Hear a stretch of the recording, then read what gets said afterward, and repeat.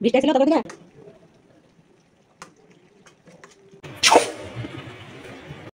এক সময় ভুঁড়ি পরিষ্কারের কাজের দায়িত্ব ছিল আমার মার।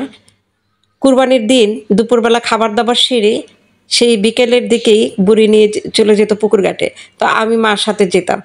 এতদিন পর আমার যখন বিয়ে হয় তখন থেকে আমি এই ভুঁড়ি পরিষ্কারের দায়িত্ব নিয়েছি।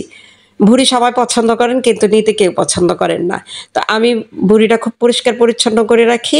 আমি নিজেও যেহেতু ভুঁড়ি পছন্দ করি তাই আমি নিজের হাতেই পরিষ্কার করি। আর যে জিনিসটা খাবো যেহেতু এটা অনেক ময়লার ব্যাপার, তো সেটা যদি নিজের হাতে পরিষ্কার পরিচ্ছন্ন না করে যদি পরিষ্কার পরিচ্ছন্ন করে ঝকঝকে না হয় তাহলে সেই ভুঁড়ি খাওয়াই যায় না।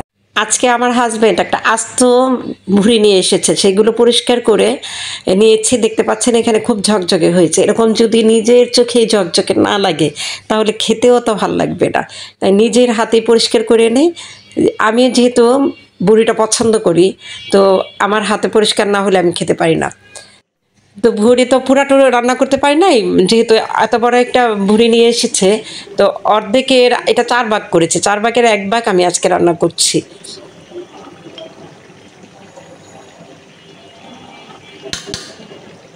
তো আমি পুরো ভুঁড়িটা 4 ভাগ করে 1 ভাগ রান্না করেছি। ভুঁড়ি আমার রান্নার শেষ পর্যায়ে আমি গরম মশলার গুঁড়া এবং জিরার গুঁড়ো দিয়ে দিয়েছি। দেখতে পাচ্ছেন আমার ভুঁড়িটা কিন্তু বেশ টেস্টি হয়েছে। আমি খেয়েছি তো, তো খুব টেস্টি হয়েছে। দুপুরের খাবার আমার শেষ, কিন্তু আমি এখন পোস্ট করব ভিডিওটা। আর দেখতেও কিন্তু বেশ হয়েছে, আর খেতেও ভালো হয়েছিল মাশাআল্লাহ। আজকে দুপুরের খাবার তো রেডি হয়ে গেছে।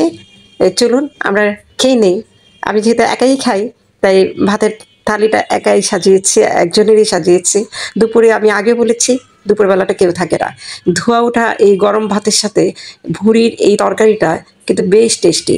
আমি এখনও বলে দিচ্ছি, যারা ভুঁড়িটা পছন্দ করেন না তারা স্কিপ করবেন ভিডিওটা, কারণ যার যেটা পছন্দ না সেটা যত সুন্দরই হোক, যত ভালোই হোক, সেটা কিন্তু ভালো লাগবে না।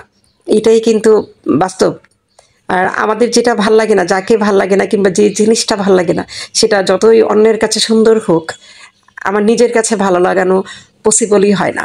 তো আমি এই জন্যই বলছি, যারা ভুঁড়ি পছন্দ করেন না তারা স্কিপ করবেন। আর যারা পছন্দ করেন, এমন টমেটো, শসা এবং ছোট একটা লেবুর চির এবং এবং পেঁয়াজ ফালি দিয়ে গরম ধোয়া ওঠা ভাতের সাথে গরম ভুঁড়ির তরকারি খেয়ে দেখবেন।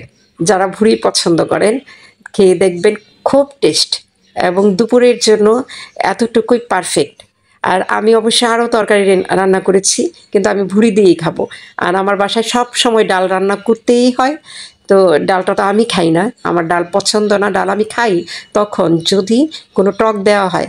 আবার আমার বাসায় টক দিয়ে ডাল রান্না করলে এদের পছন্দ না, তাই আমার আর ডাল খাওয়া হয় না। কিন্তু আমার ডাল প্রতিদিনই রান্না করতে হয়, ডাল ছাড়া আমার ঘরে খাওয়াই হয় না। তো চলুন খেয়ে নিচ্ছি, আমার সাথে আপনারা আসুন, দাওয়াত রইল। কথা হবে, দেখা হবে পরবর্তীতে যে কোনো একটা ব্লগের মাধ্যমে। আজকে এই পর্যন্তই। খোদা হাফেজ। সবাই সুস্থ থাকবেন, ভালো থাকবেন।